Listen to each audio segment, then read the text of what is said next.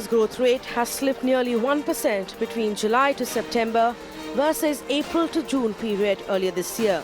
This comes just 2 days after the Modi government revised the GDP data under UPA regime on the basis of the new calculation method. Initially, the new GDP data showed an upward revision in the data for the last 2 years of the UPA regime. But then the data was further backdated all the way to 2004-2005. And once that new data came out, it showed that majority of the years of the UPA regime, the GDP data was actually then revised downwards. Congress party hit back, saying this move was simply politically motivated, triggering a big political war of words. This new series is globally more comparable. It takes into account a far greater representation of the Indian economy. The issue was even picked up by the international media. The Wall Street Journal asked if the move was an attempt at making NDA government's numbers look better. So tonight, Mirror Now asks, is the revised GDP number move a political one, keeping in mind the general elections? Let's debate. Welcome to this conversation. A couple of hours ago, we learned that India's GDP growth rate has come down to 7.1% in the September quarter. That's a steep fall from the 8.2% in the June quarter. This comes off, of course, on all of this battle that's happened since yesterday on the Ministry of Statistics and Program Implementation revising GDP backwards to the Congress government. Now, after that regime, the UPA government's average growth has dropped to lower than the current government's average growth. You must understand, before the numbers were revised, UPA's average growth stood at 7.75, more than the 7.35 of the current Modi government. So obviously there are two arguments. The government, like you heard Mr. Jaitley argue, he says this is better because you have to revise it every 5 years to capture the changing economy, and the new format is a better indicator of growth compliant with UN guidelines. The opposition argues the government is attempting to sort of dress up its numbers before the next election. Now, two things I want to point out here. In August this year, the National Statistical Commission data showed that the Indian economy clocked growth of over 10% during 2 years of the UPA government before the meltdown of 2008. But the current government snubbed that data from its own organization, saying this was unofficial. It was also during this time that the chief statistician of India left his office, and the government was unable to find a replacement for nearly 8 months until October. So the argument is this. So while politicians may continue to argue among themselves, is it right to change data retrospectively? Is it healthy to do so? And does this set a dangerous trend? If we're going to revise our data before elections, where will that leave our credibility in the global market when we expect people to invest in our country based on the data? To answer the questions, we've put together an informed panel. Joining me on the show, Santosh Mehrotra is a professor of economics at the Center for Informal Sector and Labour Studies at JNU. Mohammad Khan with the Congress. Rajvi Sharma is a political analyst, and Gulresh Sheikh is a spokesperson with the BJP. We'll also have Arvind Virmani, former chief economic advisor, join us through the course of this conversation. I appeal to my guests to please allow the others to finish making their statements before you come in, and wait for me to call upon you before you make a rebuttal. I want to start with Santosh Mehrotra. Professor Mehrotra, a straightforward question is this. Is it customary for a government to sort of revise the data backwards in the manner that the government has done right now? And is it more compliant with the global statistics and the manner in which the rest of the world does this? It's all right for a government to revise data backwards. That is often done when the base year is changed. That is not surprising. Other governments in the past have done that. It's also all right for governments to bring our data collection method and reporting method in consistency with the international methodology. What is not expected, however, is that the data that comes out results in completely counterintuitive results. Let me explain what I mean. if everything in the real economy is showing a lower growth rate in the last 4 years compared to the preceding 10 years, then suddenly the GDP growth rate cannot be higher in the last 4 years compared to the preceding 10 years. Let me give you 10 examples of where the real side of the economy was doing worse in the last 4 years compared to the preceding 10 years. 1, agricultural growth was lower. 2, exports were lower. 3, the index of industrial production was lower. 4th, capacity utilization in industry was lower. 5th, the plant load factor in electricity generation plants was the lowest in 60 years. 6, the credit offtake was lower. 7, corporate revenues were lower. They were growing lower than before. 8, the investment to GDP ratio is consistently lower over the last 4 years. 9, job growth has been lower.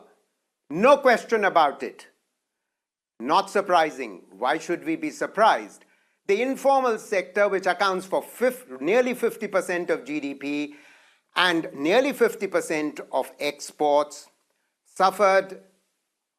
The chief economic advisor under the previous government has called the demonetization a draconian shock to the informal sector, and therefore the informal sector was adversely impacted. And yes. GST, a very good law, a very good reform, also resulted in a decline in output in MSMEs. 10 reasons why output should be lower in the last 4 years compared to earlier. So clearly, there are question marks about the difference that has suddenly been shown in the recent estimate, yesterday's estimate. So Santosh Mehrotra's argument is that while all of the other indicators show that we're moving downwards, how is it that the revised GDP actually shows an upwards trajectory? That would be counterintuitive. Fundamentally, that's the argument he's making, if I'm not mistaken. Let me bring in Rajveer Sharma, who is an analyst as well. Mr. Sharma, and fundamentally, what a lot of analysts pointed out was this. If you take the revised GDP numbers, it shows the numbers moving upwards. But if you match that with credit offtake, and businesses need to borrow money from banks in order to function, but actually credit offtake has gone down, which means businesses are borrowing less money, they're producing less, they're doing less business. Now, these two numbers, or these two charts cannot be converse with each other. They have to move in the same direction. So there has been a question that has been raised of how credit offtake and GDP are moving in opposite directions. But what is your stand on this revision, Mr. Sharma?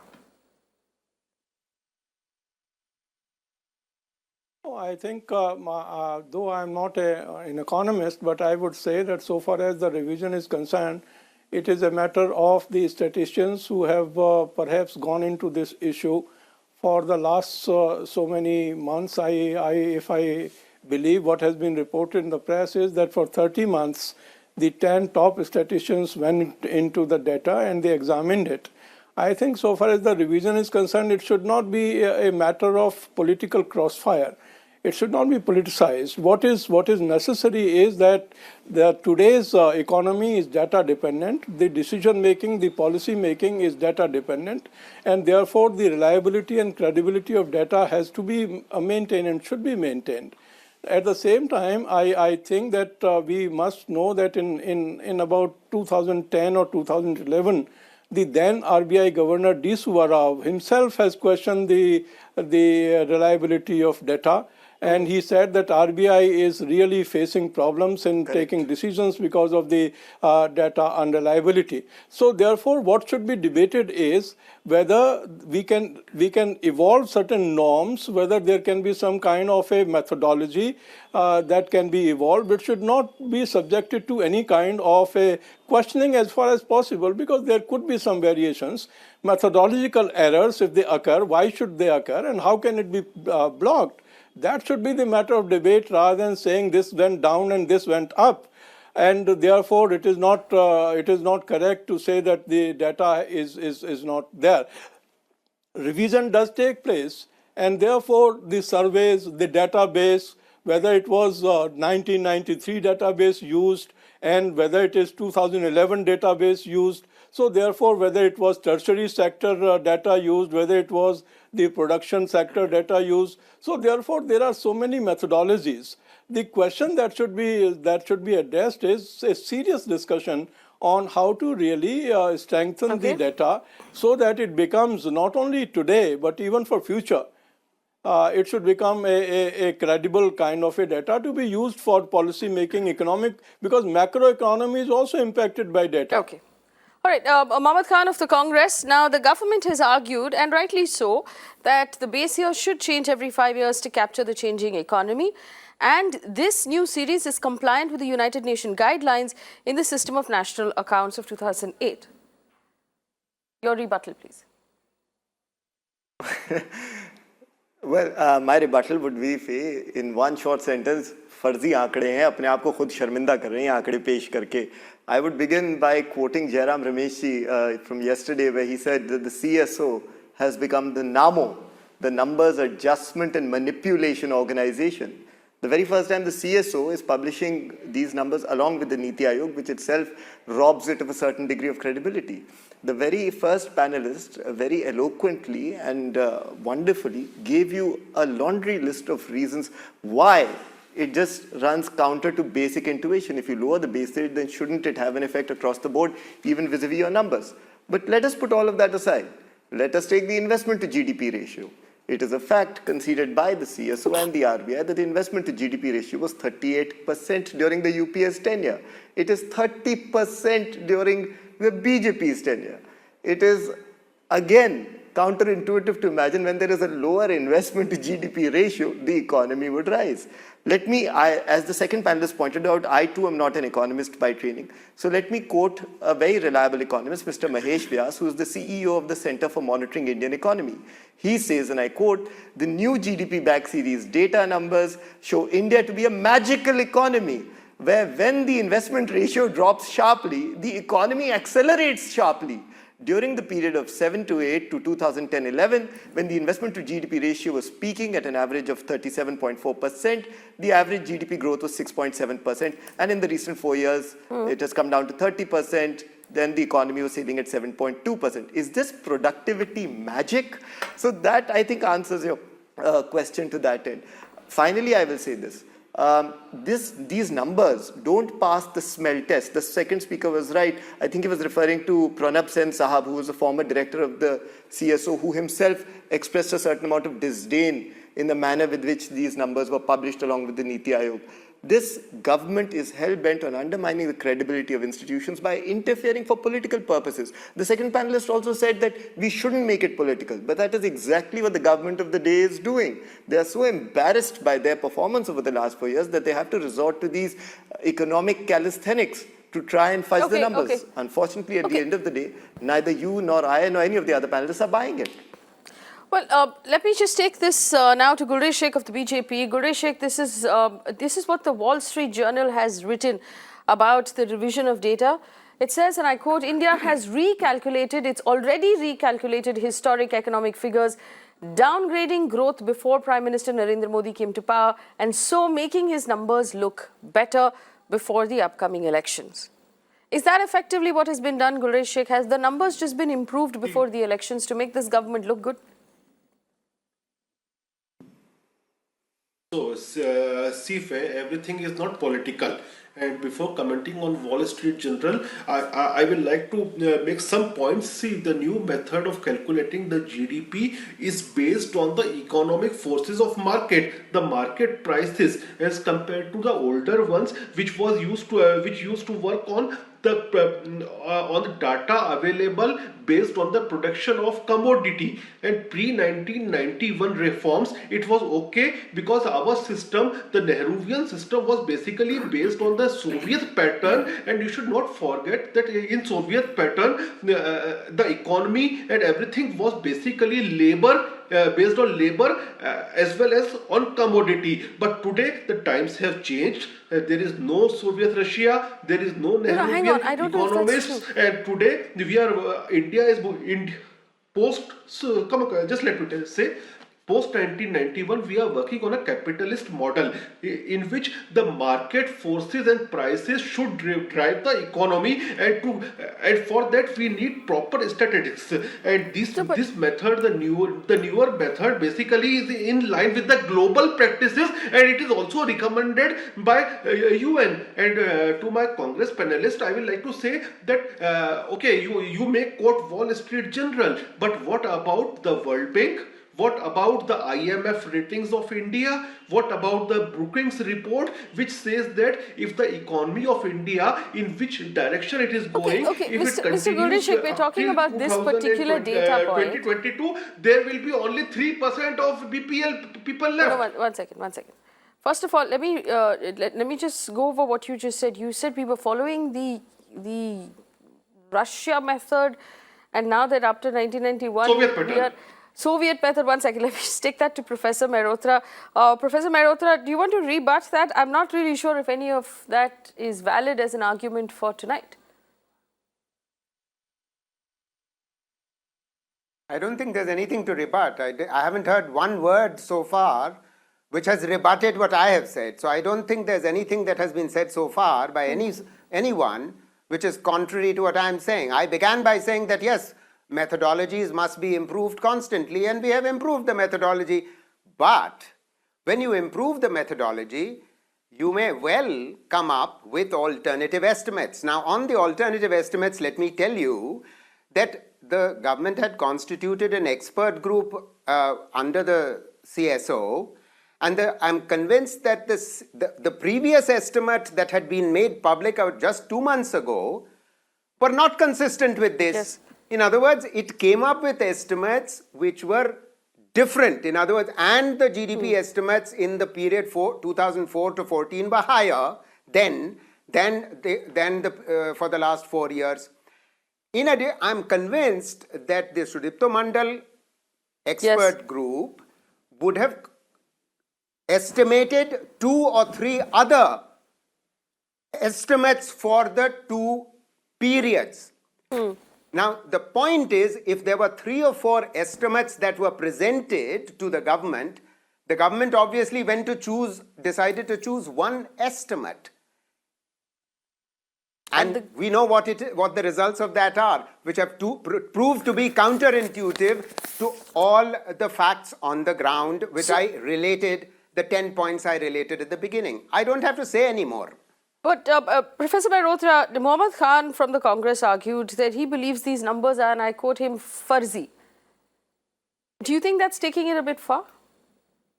I want to rebut on that, Faye. Just one moment.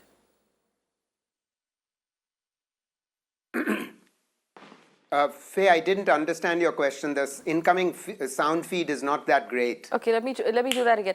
Mohammad Khan of the Congress argued that he believes that these numbers are farzi. He used the word farzi, which means fake or fabricated. Do you think that's taking it a bit far? No.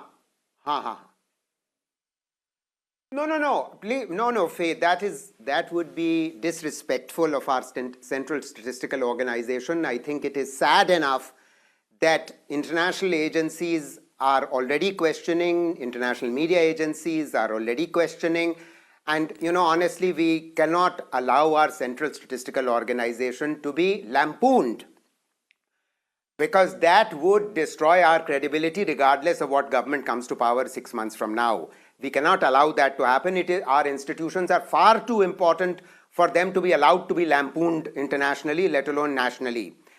Now, the point I'm making is that when you create a back series, as has been done, and it has been done before also, when you create a back series, you can use alternative estimates, and you have to make a value judgment, a call about which is an appropriate estimate to use, relying upon possibly other corroborative evidence. Does this seem logical? Does this seem consistent with other data? And I am saying to you that obviously CSO came up with must have come up with 2 or 3, and the expert group must have come up with 2 or 3 estimates. And I told you that the expert group under Mandal had come up with another estimate which was different from this. The government didn't accept that. The government now came up with a new estimate. That's the point I'm making. The expert group and the CSO must have come up with 3 or 4 estimates, and each of them may have been using good methods. Yes. But it's perfectly possible, for instance, that the period before 11-12 may not have captured the productivity increases in the previous period or the quality improvements that took place in the previous period. It only captured the productivity improvements and the quality improvements in the last 4-year period. Okay. We don't know. Yes, Gulresh Sheikh wants to apparently offer a rebuttal. Gulresh Sheikh, go ahead, please.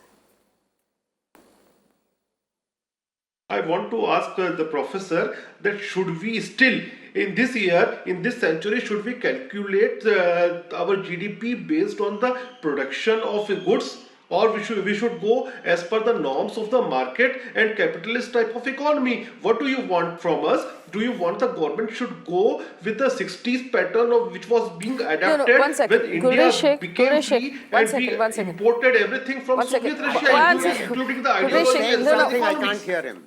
No, 1 second. Gulresh Sheikh, let me just clarify. His voice is echoing. I can't hear him. Okay, Gulresh Sheikh, let me clarify if you can hear me. Earlier, the GDP base year was 2004, and it has now been changed. So we're not going back to the 60s. Nobody's saying we should go back to the 60s. We've just changed the base here, and we've revised things backwards. Now, what the professor is saying is this. He's not arguing with the decision to revise data. He's saying the revised data is pointing in the opposite direction as all of the other data at this point, and that is worrying. That is the point he's making. So, go ahead. What was your rebuttal again? No. Actually, to check the health of the economy, the base year should be changed in every 5 years. Okay, all right. So, thank to the government of the day who has taken a very bold step. And let me rebut my good friend Mohammed that since he was talking about Jairam Ramesh ji. So, this is the same Jairam Ramesh who called himself that he was made Shikhandi when he was serving as a minister in environmental ministry. So, you are quoting a Shikhandi's word. And do you know what is the meaning of Shikhandi? Shikhandi is a person who is not a man, who looks like a man, but he is not a man. Please, Gulresh Sheikh, it's a conversation about the economy. I request you, and I'm going to ask you politely once, do not make personal statements. Stick to the topic at hand. No, I'm making a political statement. No, I'm sorry. I have no room for those kind of statements on my show. Political point. Mohammed Khan, do you want to respond to that? And please stay on point. Well, I couldn't hear much of what Gulresh ji was saying, and I don't think much of it is worth responding to. But coming back to the topic at hand, look, in September of this year, the Center for Monitoring of Indian Economy, and I quote them again, published a report on the effects of demonetization, right? They said that 3.5 million jobs have been wiped out. They further pointed out that the job force, the workforce, has shrunk by 15 million. That means 15 million people stopped looking for jobs. And this is a conservative estimate. We still don't know if you're out of the woods yet. That is point number one. This government's handling of the economy has gone from one disaster to the other. The second point I want to make is that, look, during the same period of time, jobs were a major issue for this government. And what did it do? It resorted to defenses like the Mudra loan, which we know the average size is 40,000, as we've discussed on this channel. We know for a fact that the Prime Minister constituted a council in January of this year, of which Surjit Bhallaji was a member, to look into this exact same issue. And again, no particular roadmap was provided. For 4 years, they denied that the economy was a problem, and finally, when they did admit, it was too little, too late. Number three, Gulresh ji spoke about the World Bank's endorsement of this government's handling of the economy. Gulresh ji, the World Bank's report, as has been repeated time and again, confines itself to 10 items and confines itself further to 2 cities, Delhi and Mumbai. Our Prime Minister is elected to run the entire country, not 2 particular cities. Finally, this. Look, Faye, just even on the basis of pure intuition, it simply does not stand to reason that the economy is doing well. We know in March of this year, $23,000 millionaires left the country, as per a report by Morgan Stanley. If the economy was indeed doing so very, very well, why would there be a capital flight on such a large scale? And finally this, we know for a fact that the economy has never been this government's priority. This was bound to happen. Fudging back series data only reflects poorly on this government, and I do not think for a second that anyone is buying that right now. I don't think anyone will look at the data and suddenly say, "Arey nahi yaar, sarkar ne bada अच्छा काम किया पिछले 4.5 साल में." Well, let's address this point, and I'll take this to Rajveer Sharma. Mr. Sharma, we do know that Arvind Subramaniam has written in his book that demonetization was a massive draconian monetary shock on the economy. And he says, I don't think anyone disputes that demonetization slowed growth. Rather, the debate has been about the size of the effect, whether it was 2% points of GDP or much less. After all, many other factors affected growth in this period, especially high interest rates. So the fact that Arvind Subramaniam didn't say anything while he was employed with the government and has now spoken up after he's no longer employed with the government, does that suggest that there is a sort of hushed silence or a management of the truth? There is the actual data perhaps is not entirely being given to all of us?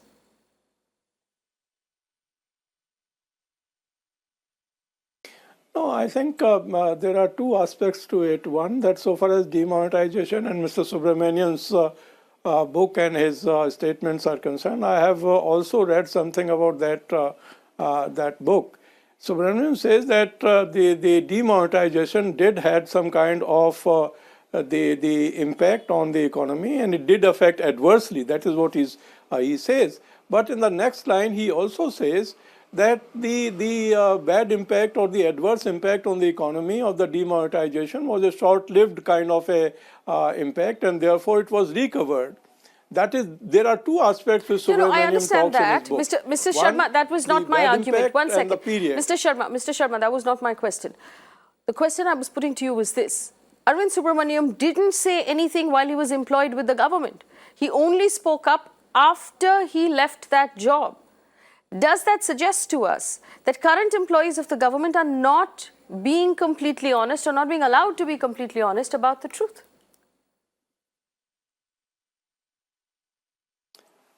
Well, this depends on Subramaniam and the caliber and the character. I don't want to comment on the employees or the officers who are no more with the government and they were there.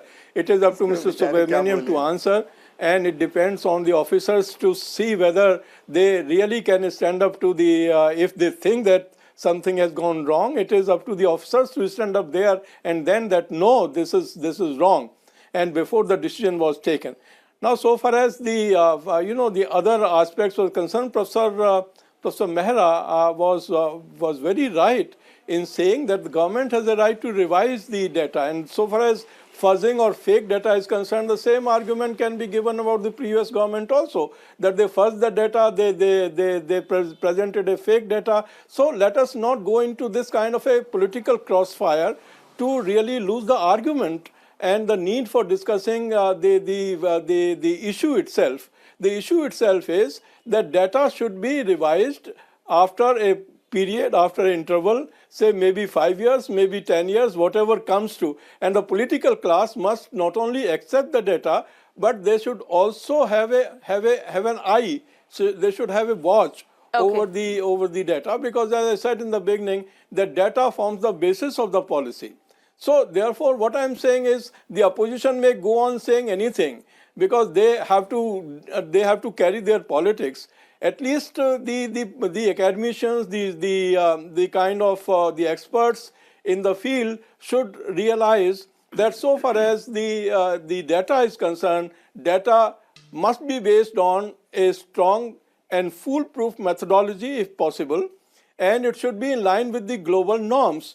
If your data is in line with the global norms and the methodological error has been taken care of, then we must give credibility. And at the same time, I would also like to submit that the acceptance or rejection of data should not be a matter of convenience. Okay, we have with us right now Mr. Arvind Virmani. The credibility or Yes, we have with us right now Mr. Arvind Virmani, former Chief Economic Advisor to the Government of India. Mr. Virmani, thank you for joining us. Good evening. I appreciate your time. My first question to you is this. If we consider the revision of the GDP data, there are obviously two sides to this argument, the government and the opposition. What is your belief in this matter? Do you believe that the government was right in revising the data backwards? And as it stands right now, it makes the Modi government's average growth look better than the UPA government's average growth. Do you think that was a positive move? Well, the basing was done several years ago. From 2004-5 base to 2011-12, that was essential and necessary. And that controversy, one had said right from the beginning that there is a proper methodology. I know all the experts who are on these committees. The people who were involved were appointed during the UPA government's time, and I saw no problem as far as the methodology of the new series with the revised base of 2011-12 was concerned.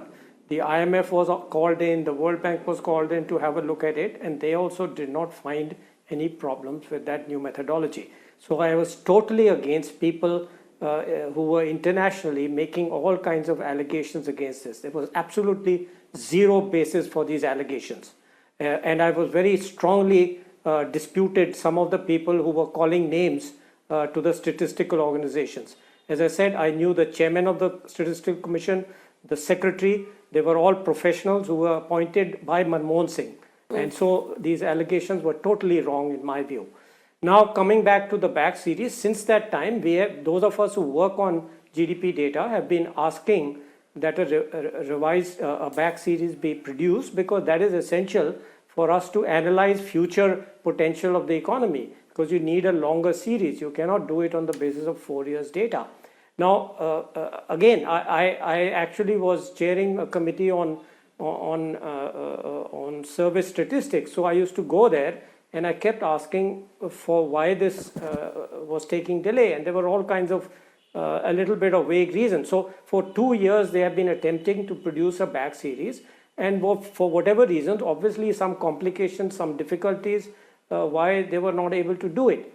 And then, of course, we had this new committee appointed perhaps 6 months ago or 9 months ago, headed by Sudipto Mandal, who is again a good professional friend of mine and old colleague, who came up with this back series, which had an average growth rate higher than the previous one. That was actually a little puzzling to me. Yes. But again, it's not a question of motives, it's a question of methodology, etc. And it was puzzling because historically, all such data revisions have actually led to an average decline in average growth rate. So anyway, now coming to the current one, I am one with all those who are puzzled by the fact that the Niti Aayog chairman got into it. Yes. I think that has raised questions, unfortunately, and it's very unfortunate, I think. It should have been left to the statistical people to do this if the earlier committee numbers were not satisfactory. Now, coming to the current one, I think it is a little, I think requires more investigation, that there is, the average is 1.3. From my experience, the average growth of the previous, the numbers between the old base and the new base here generally is about 0.5 or a little more minus, negative 0.5. And this one, in this case, it's about 1.3. So I have been looking at it today to see what is the difference. And what I find is there are basically two sectors where the average growth rate in the last 4 years is higher than the previous year, which perhaps require a little more analysis. These are trade, hotels and restaurants. There's no division between trade and hotels and restaurants.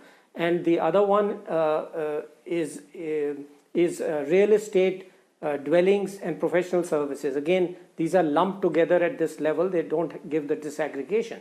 But in both these cases, what I find is that the inflation rate has kind of collapsed, if you will, from the previous period to the current 4 years in both cases, and very sharply.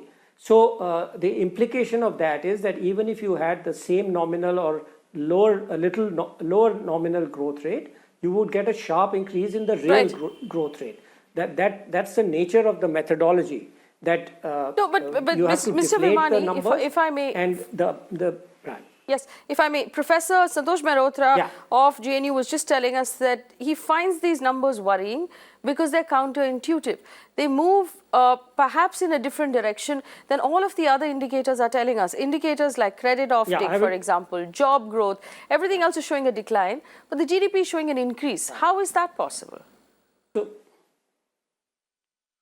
So here are the three indicators which I think are worth talking about. Those are, people have mentioned the profitability of the corporate sector, they have mentioned the value added of the corporate sector, and then they have mentioned credit growth. Now, all the numbers I have seen in public domain in the media are nominal numbers. That has no connection with the real GDP growth. What you have to do is to look at the real, you have to deflate those numbers by some kind of a deflator, whether it's CPI, WPI, or a combination of the two. In the GDP series, they construct deflators using CPI and WPI. You have to do the same thing whether you're looking at credit, whether you're looking at profitability of corporates or the value-added sector. I have not seen any of these deflated numbers. So without seeing these numbers and saying how uncorrelated it is, it seems to me that just using nominal numbers is not valid. Okay. Another argument I have heard is on Yes, and Mr. Virmani, here's my last question to you, and I am going to ask you about Mr. Arvind Subramanian's comment on demonetization in his book. I just read it out before you joined us. He called it a massive draconian monetary shock. He said, I don't think anyone disputes demonetization slowed growth, but rather the debate is about the size of that effect. Now, my question here is this. Since Mr. Subramanian didn't say anything while he was employed with the government and actually spoke up after he was no longer employed with the government, is it fair to assume that perhaps government employees at the senior most level are not being allowed to be completely honest about the state of affairs? No, I think his economic survey is there, but just if you'll give me 1 minute on the issue itself before I come to the individual point. Yes, please go ahead. I wrote a Facebook page 2 days after the thing. I wrote a blog 1 week after it, and I said exactly that. So if somebody is willing to listen, I said there will be a collapse of the economy. When you withdraw so much money, that trade will collapse. I mean, this is economics. This is basic economics, which comes, anybody who knows monetary economics. If you take 80% of the cash out of the economy, you expect that. So in that sense, either people are not listening to economic analysis and they just want political fighting or whatever. Anyway, let me leave the substantive issue. So to an objective economist was clear. You're absolutely right. The second issue was how much will GDP be affected? And in my a week after this, I said, of course, I need the data, but my guess would be 0.6 to 1.2%. 6 months later, when I got the data and made the estimates, is exactly that. It's 0.6% of GDP was the decline in GDP that I estimated as a result of demonetization. Now, your final point about whether it's being allowed to speak or not. When I was in government, I was not allowed to speak at all. It was at the end when there was a global financial crisis that I could go out because everybody was flummoxed. And I got an opportunity to go and speak, which I did often because it was a very important issue. There was fear, there was risk, there was uncertainty. But this is just not true. I think he has been allowed to speak much more than I could ever imagine having done as CA or as principal advisor in the Planning Commission. So I find that a little odd from my personal experience. I mean, we didn't even dare speak. We were not supposed to. We were not supposed to go out and speak on many of the matters which he has. He was virtually on TV every month, as far as I recall during his tenure. So I find this a little odd, what people are saying. Right, Mr. Virmani, thank you for answering those questions, and I do invite you to stay on for this conversation if you would prefer to do so. Professor Santosh Mehrotra, if you've heard the points made by former Chief Economic Advisor Arvind Virmani, what is your response to that? And Mr. Virmani, just to recap, quite rightly said that the government has done the right thing by revising the data, but the actual details of it perhaps have left some people puzzled. He also said getting the Niti Aayog involved in the press conference has brought a political tinge to the whole matter. Professor Mehrotra, please. Yeah, Arvind Virmani is an old friend, and by and large, I tend to agree with him, in fact. But, you know, I think the most important points that I made before Arvind came on board still remain puzzles to all of us. And the first one was, and you've already pointed this out, that there is inconsistency between the estimates that have been presented to us in respect of the differences in regard to GDP over the two periods. And those are, someone has to explain how, if the agricultural growth rate is lower now than it was in the 10-year period preceding, if the export growth rate is much lower now than it was in the preceding period, if the index of industrial production is much lower now than earlier, if the capacity utilization is much lower, if the investment to GDP ratio is much lower, if the job growth is much lower, and if the informal sector, which accounts for nearly half of the GDP and nearly half of the exports, was badly impacted by demonetization as well as by a poorly implemented GST, then how can it be that the growth rate of the GDP is higher now than it was earlier? These questions remain unanswered, and I refuse to be convinced by any, anything that doesn't seem logical. Mr. Virmani? Yeah. Yeah. Sorry, you want me to respond? Yes, please, if you would.